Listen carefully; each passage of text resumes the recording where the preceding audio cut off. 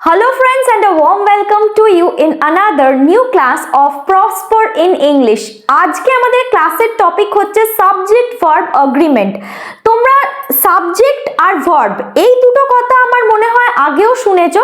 Subject হচ্ছে সেন্টেন্সের শুরুতে যার বিষয়ে আমি সেন্টেন্সটা বলছি সেটাকে সাবজেক্ট বলা হয়।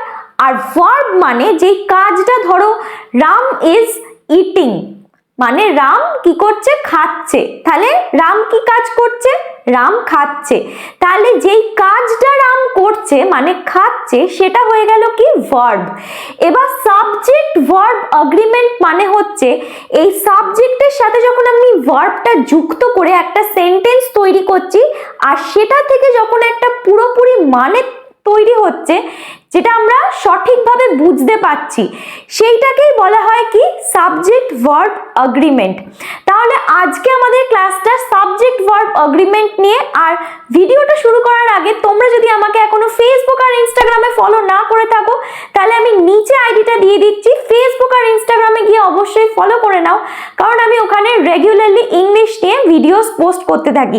আর তোমরা যদি এখনো প্রসপার ইন ইংলিশ চ্যানেলটা সাবস্ক্রাইব না করে থাকো, তাহলে প্রসপার ইন ইংলিশ চ্যানেলটা অবশ্যই সাবস্ক্রাইব করে নাও, কারণ আমি এরকম টাইপের videos, English grammar, English vocabulary, spoken English নিয়ে রেগুলারলি ভিডিওস আপডেট করতে থাকি। So this is me Susmita, তোমরা দেখছো প্রসপার ইন ইংলিশ। চলো আজকের ক্লাসটা শুরু করা যাক।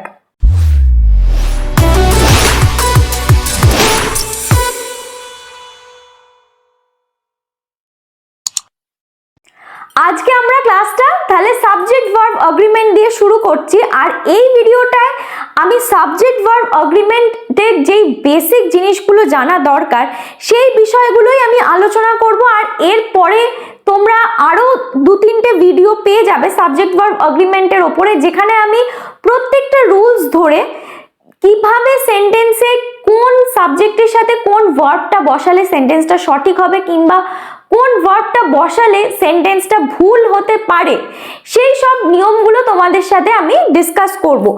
আর এই ভিডিওগুলো সাবজেক্ট ভার্ব এগ্রিমেন্টের যে সিরিজটা বলতে পারো, মানে 2-3টে ভিডিও যেগুলো আমি পরপর বানাবো, সেগুলো মেনলি কম্পিটিটিভ এক্সাম, যেমন তোমার এসএসসি, ডাব্লিউবিসিএস, এসএসসি সিজিএল, কিংবা তোমার এসএসসি সিএইচএসএল, এমটিএস, এই যেই ধরনের পরীক্ষাগুলো, সেই পরীক্ষাগুলোই কিন্তু খুব কাজে লাগবে। কারণ আমি এখানে যে এরার ডিটেকশনগুলো আমাদের দেয় পরীক্ষায়, যে সাবজেক্টের সাথে কি প্লুরাল ভার্ব বসবে নাকি সিঙ্গুলার ভার্ব বসবে, কিংবা আরো যেই সব নিয়মগুলো আছে যেগুলো মাথায় রেখে আমাদের কম্পিটিটিভ এক্সামে পরীক্ষাগুলো মানে আনসার করতে হয়, সেই সব নিয়মগুলো আমি এখানে যেহেতু বলবো, তাই জন্য তোমরা স্কুল লেভেলের স্টুডেন্টসরা যদি দেখে থাকো এই ভিডিওটা, তাদের জন্যও খুব হেল্পফুল হবে। কারণ এর পরবর্তী যে পার্টসগুলো আমি আপলোড করব, সেই পার্টসগুলোতে যেহেতু অ্যাডভান্স কিছু কনসেপ্ট আমি ডিসকাস করব, সেই কনসেপ্টগুলো যদি তোমরা জেনে থাকো, তাহলে সেইগুলো তো তোমাদের পরবর্তী দিনে যখন তোমরা কম্পিটিটিভ এক্সামের জন্য কিংবা অন্য কোনো এক্সামের জন্য প্রিপেয়ার করবে, সেগুলো আগে থেকেই তোমাদের জানা থাকবে। আর স্কুল লেভেলে যদি তোমরা কেউ এই ভিডিওটা দেখে থাকো, যারা ধরো 9, 10, 11, 12 এ পড়ছো, তাদের জন্যও কিন্তু হেল্পফুল হবে। তাহলে চলো আজকের ক্লাসটা শুরু করি। এখানে আমি প্রথমে লিখেছি যে সাবজেক্ট ভার্ব এগ্রিমেন্ট, এই পুরো কথাটা বলতে আমরা কি বুঝি। A subject is a part of a sentence that contains the person or thing performing the action. একটা সেন্টেন্সে পারসন কিংবা একটা জিনিস, থিং, এর বিষয়ে কিন্তু আমরা সেন্টেন্সটা বলি। যেমন ধরো আমি যদি বলি রাভি ইজ ইটিং, মানে রাভি খাচ্ছে, কিংবা আমি যদি বলি the book is on the table, তাহলে প্রথমে সেন্টেন্সে আমি সাবজেক্টটা কি নিয়েছি, রাভি, আর পরের সেন্টেন্সে সাবজেক্টটা নিয়েছি হচ্ছে দ্য বুক। যেটা আমি তোমাদের বললাম যে a subject is a part of a sentence, মানে সাবজেক্টটা হচ্ছে সেন্টেন্সেরই একটা পার্ট, একটা অংশ, যেটা সেন্টেন্সের মানে বাক্যের শুরুতেই বসছে। দ্যাট কন্টেন্স, যেটা বাক্যের শুরুতে বসছে, সেটার মধ্যে কি হচ্ছে, সাবজেক্টটা নয় পারসন হচ্ছে, কিংবা অর থিং, কোনো জিনিসের সম্বন্ধে আমি বাক্যটা বলছি। তাহলে এখানে পারসন হচ্ছে রাভি, আর পরের সেন্টেন্সটা যেটা আমি বললাম the book is on the table, টেবিলের ওপরে একটা বই আছে, তাহলে সেখানে হচ্ছে এটা বইটা একটা জিনিসের কথা আমি বলছি, thing. Performing the action, performing মানে যে কাজটা সে করছে, performing the action or verb, মানে অ্যাকশন মানে তোমরা জানো কি ভার্বকে বোঝাচ্ছে, অ্যাকশন মানেই কি ভার্ব, যে কাজটা আমরা করছি। In a sentence subject verb agreement is based on one prominent rule.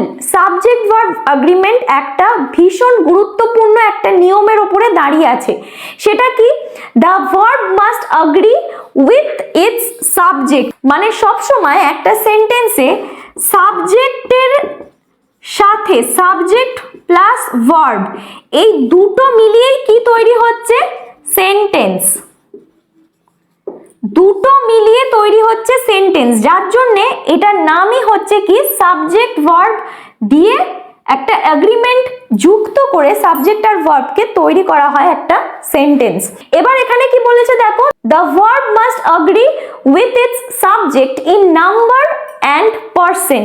Number মানে হচ্ছে সিঙ্গুলার হবে নাকি প্লুরাল হবে, সেন্টেন্সের যেটা সাবজেক্ট, সেন্টেন্সের সাবজেক্টটা যদি সিঙ্গুলার হয় ভার্বটা সিঙ্গুলার হবে, সেন্টেন্সের সাবজেক্টটা যদি প্লুরাল হয় ভার্বটা প্লুরাল হবে। এখানে নাম্বার বলতে সেটাকেই বোঝাতে চেয়েছে। If a subject is singular it's verb must be singular, যেটা তোমাদের আমি এক্ষুনি বললাম, যদি সাবজেক্টটা যদি সিঙ্গুলার থাকে ভার্বটা সিঙ্গুলার হবে, না হলে সেন্টেন্সটা শুনতে ঠিক লাগবে না, আর সেন্টেন্সের কোনো মানে দাঁড়াবে না। আর if a subject is plural its verb must also be plural, যেটা তোমাদের বললাম যে সাবজেক্ট মানে যার বিষয়ে আমি সেন্টেন্সটা বলছি, সাবজেক্টটা যদি প্লুরাল থাকে তাহলে ভার্বটাও প্লুরাল হবে। এখানে আমি কি লিখেছি দেখো, singular verbs are, singular verb কোনগুলোকে আমরা বলে থাকি generally is, was, does, has, এইগুলো হচ্ছে সিঙ্গুলার ভার্ব। এইটার যখন আমরা প্লুরাল করব মানে প্লুরাল ভার্ব, তাহলে ইজ এর প্লুরাল হয়ে যাবে কি আর, ওয়াজ এর প্লুরাল হয়ে যাবে ওয়ার। তাহলে এখানে ইজ থেকে ওয়াজ হচ্ছে সিঙ্গুলার থেকে প্লুরাল যখন করছি, ওয়াজ থেকে ওয়ার হচ্ছে, ডাজ থেকে ডু হচ্ছে, হ্যাজ থেকে হ্যাভ হচ্ছে, এইগুলো হচ্ছে কি যখন আমরা সিঙ্গুলার ভার্ব থেকে প্লুরাল ভার্ব করছি। এবার তোমরা এখানে হয়তো তোমাদের একটা প্রশ্ন হতে পারে যে আমি সিঙ্গুলার ভার্ব তো করছি কিন্তু এখানে ইজ লিখেছি, ওয়াজ লিখেছি, ডাজ লিখেছি, হ্যাজ লিখেছি, তাহলে তো এখানে আমার কাম কথাটা লেখা উচিত ছিল, তাই না? কিন্তু আমি কি লিখেছি দেখো, কামস লিখেছি, ইএস অ্যাড করেছি। স্টাডির সাথে এখানে প্লুরাল ভার্বে আমি স্টাডি লিখেছি, দেখো প্লুরাল ভার্বে স্টাডি লিখেছি কিন্তু সিঙ্গুলার ভার্বের ক্ষেত্রে লিখেছি হচ্ছে স্টাডিজ, আইইএস যোগ করেছি। এটা কেন হচ্ছে, আমরা যখন সিঙ্গুলার আর প্লুরাল পড়েছিলাম তখন আমরা একের থেকে বেশি বোঝাতে গেলে কি করতাম, ধরো একটা এক্সাম্পল আছে গ্লাস, গ্লাসটা হচ্ছে কি সিঙ্গুলার, সিঙ্গুলার।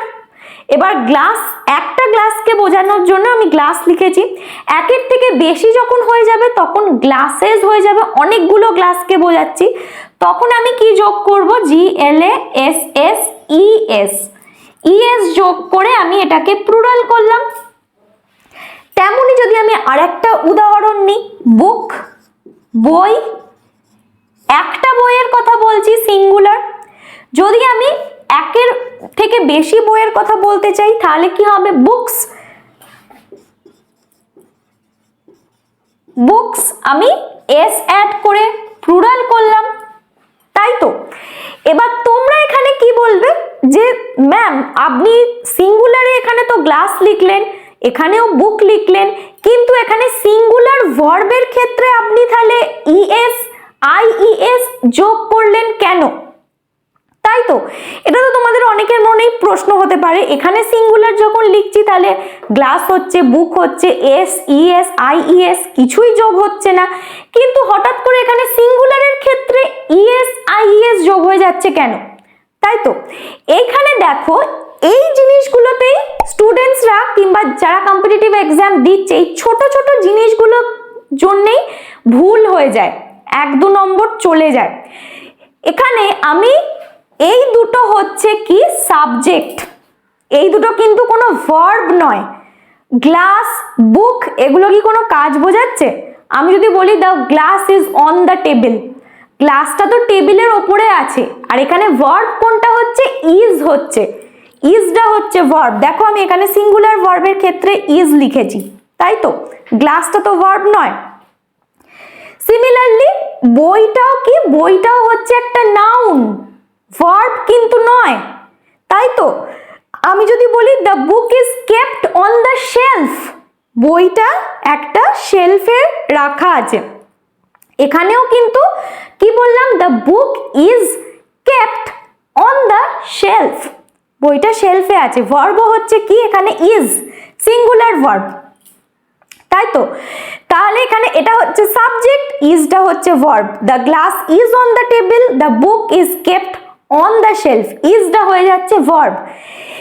এইখানে কি হচ্ছে, সাবজেক্টের সাথে আমি সাবজেক্টটাকে সিঙ্গুলার প্লুরাল করছি, যেটা এইখানের ক্ষেত্রে আলাদা হচ্ছে। এখানে আমি ভার্বটা যখন লিখছি, ভার্বের ক্ষেত্রে আমি যখন সিঙ্গুলার বোঝাতে চাইছি তখন ওটা ভার্বের সাথে একটা এস কি ইএস অলওয়েজ যোগ করতে হবে, আর ভার্বটা যখন আমি প্লুরালে লিখছি তখন কিন্তু ভার্বের সাথে কোনো রকম এস কিংবা ইএস যোগ হবে না।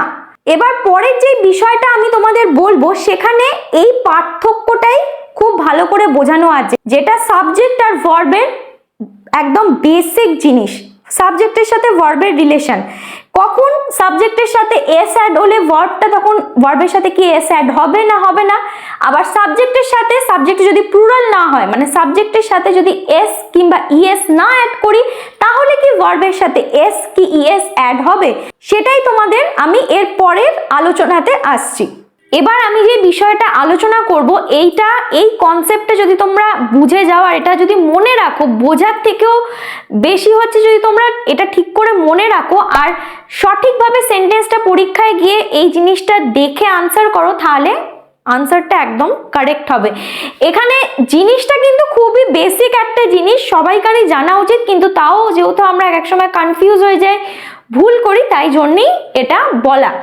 দেখো এখানে আমি লিখেছি difference between noun and verb. Noun মানে আমরা জানি নেমিং ওয়ার্ড, মানে প্রথমেই যেটা সেন্টেন্সের শুরুতে বসে, আর ভার্ব মানে যেই কাজটা নাউন কিংবা প্রোনাউন করে থাকে সেটাকেই আমরা ভার্ব বলি। এখানে আমি যেটা লিখেছি হচ্ছে difference between noun and verb, মানে নাউন আর ভার্বের মধ্যে এস ইএস যেটা তোমাদের এই মাত্র আমি বলছিলাম সেইটার বিষয়ে কি পার্থক্য আছে যেটা মনে রাখতে হবে সেটাই এখানে লিখেছি। প্রথমে দেখো, সেন্টেন্সের শুরুতে যদি কোনো নাউন থাকে, নাউন মানে ধরো আমি তোমাদের আগের এক্সাম্পলটায় যেটা আমি এই মাত্র বোঝালাম সেখানে আমি নিয়েছিলাম হচ্ছে কি গ্লাস, গ্লাসটা যখন সিঙ্গুলার থেকে প্লুরাল হয়ে যাচ্ছে, গ্লাসেস হয়ে যাচ্ছে, আর বুকটা সিঙ্গুলার থেকে একের থেকে বেশি যখন হয়ে যাচ্ছে কি হয়ে যাচ্ছে, বুকস হয়ে যাচ্ছে।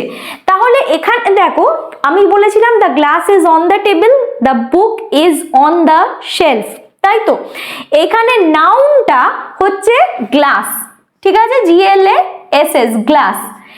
নাউনের সাথে যদি আমি এস কিংবা ইএস যোগ করি, যেটা আমি করেছি হচ্ছে গ্লাসের সাথে ইএস যোগ করে গ্লাসেস করেছি, তাহলে দেখো নাউনটা তখন কি হয়ে যাবে, প্লুরাল নাউন হয়ে যাবে। এটা ছিল হচ্ছে সিঙ্গুলার নাউন গ্লাস, যখন আমি ইএস যোগ করলাম কি হয়ে গেল, প্লুরাল নাউন, ঠিক আছে। বুকের ক্ষেত্রেও তাই, বুকটা ছিল হচ্ছে সিঙ্গুলার নাউন, যখন আমি প্লাস এস অ্যাড করে প্লুরাল করলাম তখন বুকস কথাটা হয়ে গেল কি, প্লুরাল নাউন। এই অবধি তোমাদের কাছে ক্লিয়ার? পরেরটা হচ্ছে ভার্ব। ভার্বের সাথে যখন আমরা এস কি ইএস যোগ করি তখন সেটা হয়ে যায় কি, সিঙ্গুলার ভার্ব। এটা কিন্তু তখন আর প্লুরাল নাউন যেরকম এখানে হলো তখন কিন্তু প্লুরাল ভার্ব হয় না, তখন কি হয়, সিঙ্গুলার ভার্ব বলবো। যেমন ধরো আগেরটায় আমি তোমাদের বলে লিখে দিয়েছিলাম আর কি, কাম, কামটা এখানে হচ্ছে প্লুরাল ভার্ব। তোমরা ভিডিওটা আর একটুখানি ব্যাকে গিয়ে দেখতে পারো যে আমি সিঙ্গুলার ভার্বের ক্ষেত্রে কামস লিখেছিলাম আর প্লুরাল ভার্বের ক্ষেত্রে কাম লিখেছিলাম, তেমনি সিঙ্গুলার ভার্বের ক্ষেত্রে আমি স্টাডিজ লিখেছিলাম, প্লুরাল ভার্বের ক্ষেত্রে আমি স্টাডি লিখেছিলাম। এটাই তোমাদের আমি কিছুক্ষণ আগে বললাম যে আমি পরের যখন এটা আমি আলোচনা করব তখন আমি বোঝাবো, সেটাই আমি কিন্তু এখানে বোঝাচ্ছি। দেখো, ভার্বের সাথে যখন আমরা এস কি ইএস, খুব ইম্পর্টেন্ট জিনিস, এটা কিন্তু একদম এক্ষুনি মাথায় ঢুকিয়ে নাও। যদি একবার এটা বুঝে গিয়ে পুরো একদম ব্রেনে স্টিক হয়ে যায় তাহলে কিন্তু আর কোনো দিন আশা করছি তোমরা ভুলবে না। তাহলে এখানে ভার্বের সাথে যখন আমরা এস ইএস যোগ করব সেটা সব সময় সিঙ্গুলার ভার্ব হবে, প্লুরাল ভার্ব হবে না। ওকে, তাহলে এইখানে হচ্ছে কামটা হচ্ছে এখানে প্লুরাল ভার্ব, কিন্তু কামের সাথে যখনই আমি কাম প্লাস এস মানে কামস করে দিচ্ছি, এটা হয়ে যাচ্ছে সিঙ্গুলার ভার্ব। এখানে তাই লেখা আছে ভার্বের সাথে এস কি এস যোগ করলে ওটা কি হয়ে যায়, সিঙ্গুলার ভার্ব হয়ে যায়। তেমনি আগের স্লাইডে আমি লিখেছিলাম হচ্ছে স্টাডি, স্টাডিটা ছিল হচ্ছে প্লুরাল ভার্ব, প্লুরালটাকে যখন আমি সিঙ্গুলার করছি আমি লিখছি STUD প্লাস IES, স্টাডিজ, স্টাডিজটা হয়ে যাচ্ছে কি সিঙ্গুলার ভার্ব। ওকে, এই জিনিসটা খুব ইম্পর্টেন্ট, যেটা তোমাদের আমি বললাম প্লাস এইটা যেটা লিখেছি একই জিনিস ওখানে উদাহরণ দিয়ে বোঝালাম। নাউনের সাথে SES অ্যাড করলে কি হয়, প্লুরাল নাউন, এক্ষুনি কমেন্টে লেখো যাতে মনে থাকে। আর ভার্বের সাথে SES অ্যাড করলে কি হয়, সিঙ্গুলার ভার্ব, এক্ষুনি কমেন্টে লেখো যাতে তোমাদের মনে থাকে। এবার এইটাই আমি একটা এক্সাম্পল নিয়ে বুঝিয়েছি। রুল 1-এ লিখেছি when subject is singular verb has to be singular, subject singular থাকলে ভার্বও সিঙ্গুলার থাকবে। যেমন এখানে এক্সাম্পলে উদাহরণে লিখেছি হচ্ছে রাভি রাইটস আ নভেল, এখানে সাবজেক্ট কি সিঙ্গুলার, তাহলে ভার্ব কি হবে সিঙ্গুলার। সিঙ্গুলার ভার্ব কি হয়, ভার্বের সাথে এস সবসময় যোগ হলে সেটা সিঙ্গুলার ভার্ব হয়। তাহলে আমি রাভি রাইটস আ নভেল, ঠিক আছে, সবসময় এটা মনে রাখবে। কিন্তু এখানে আমি রাভি রাইট করিনি, সিঙ্গুলার নাউন হলে ভার্বটা সবসময় কি হবে, সিঙ্গুলার ভার্ব হবে, আর সেটার সাথে এস কিংবা ইএস যা হোক যোগ করতে হবে। পরেরটা হচ্ছে Suresh has gone to Pune, এটা খুব সোজা, সাবজেক্টটা সিঙ্গুলার আছে দেখো, আর এখানে তো তোমরা অলরেডি জানো ইজ, ওয়াজ, হ্যাজ, ডাজ, এগুলো হচ্ছে কি সিঙ্গুলার ভার্ব। তাহলে এখানে হ্যাজটা অলরেডি সিঙ্গুলার, সাবজেক্ট যখন সিঙ্গুলার আমি এখানে হ্যাজটা বসিয়ে দিয়েছি যেহেতু সাবজেক্ট সিঙ্গুলার। কিন্তু এইখানে ভার্বটা কিন্তু ইজ, ওয়াজ, হ্যাজ, ডাজ এদের মধ্যে যদি না বসে, ভার্বটা যদি V1 ভার্ব হয় তখন সব সময় সিঙ্গুলার সাবজেক্টের সাথে সিঙ্গুলার ভার্ব করার জন্য SES যোগ হবেই। আর তোমরা যদি এখনো V1, V2, V3, V4, V5 মানে ফর্মস অফ ভার্বের উপরে ভিডিওটা না দেখে থাকো, ওটাও খুব ইম্পর্টেন্ট একটা ভিডিও, আমি এখানে উপরে আই বাটনের লিঙ্কটা দিয়ে দিচ্ছি, এখানে ক্লিক করে ওই ভিডিওটাও অবশ্যই চেক করে নিও। এরকমই অন্য কোনো চ্যাপ্টারেও কাজে লেগে যাবে ভার্বের। আর এখানে একটা এক্সেপশন লিখেছি দেখো, আই এর সাথে তোমরা সবসময় জানো সিঙ্গুলার ভার্ব ইউজ হয়, প্লুরাল ইউজ হয় না। যেমন I am, I was going, I am eating, I was going, আমি কখনোই বলবো না I were going, WERE, were কিন্তু কখনো আই এর সাথে ব্যবহার হবে না, প্লুরাল ইউজ হবে না, ওয়াজ হবে, অ্যাম হবে। আর ইউ এর সাথে সবসময় প্লুরাল ইউজ হবে, আমি কখনোই বলবো না যে ইউ ইজ, এটা একদমই ভুল, ইউ এর সাথে সবসময় প্লুরাল ভার্ব হবে ইউ আর। ওকে, আর রুল 2টা লিখেছি হচ্ছে এটারই অপোজিট, সাবজেক্ট যখন plural, when subject is plural verb কেও প্লুরাল হতে হবে, verb has to be plural। যেমন এক্সাম্পলে লিখেছি হচ্ছে দে আর ড্রাইভিং আ কার, দে যেহেতু কি প্লুরাল, আমি এখানে ভার্বটাও নিয়েছি প্লুরাল। আর পরেরটা হচ্ছে সাবজেক্ট উইও হচ্ছে যখন প্লুরাল, সাবজেক্ট ভার্ব কেও প্লুরাল হতে হবে হ্যাভ। তোমরা প্লুরাল ভার্ব তো জানোই কি কি, আর, ওয়ার, ডু আর হ্যাভ। ওকে, এইটা ছিল হচ্ছে সাবজেক্ট ভার্ব অ্যাগ্রিমেন্টের, যে কখন নাউনের সাথে ESS অ্যাড হলে প্লুরাল নাউন হবে, ভার্বের সাথে SES অ্যাড হয়ে গেলে সিঙ্গুলার ভার্ব হবে। এইটা ছিল একদম কোর মানে বেসিক সাবজেক্ট আর ভার্বের কনসেপ্ট। তাহলে আজকের ক্লাসটা আমি এখানেই শেষ করছি, দেখা হচ্ছে তোমাদের সাথে খুব তাড়াতাড়ি পরের ভিডিওতে মানে পরের ক্লাসে। আর এই ভিডিওটা ভালো লেগে থাকলে অবশ্যই একটা লাইক করো আর তোমাদের বন্ধুদের সাথে এই ভিডিওটা শেয়ার করো, যাতে তোমাদের মতন তারাও খুব ভালো করে ইংলিশ শিখতে পারে। আর তোমরা যদি এখনো প্রসপার ইন ইংলিশ চ্যানেলটা সাবস্ক্রাইব না করে থাকো, তাহলে প্রসপার ইন ইংলিশ চ্যানেলটা অবশ্যই সাবস্ক্রাইব করে নাও, কারণ আমি এরকম টাইপের ভিডিওস আপডেট করতে থাকি। তাহলে আমাদের মটো হচ্ছে think, dream and prosper in English.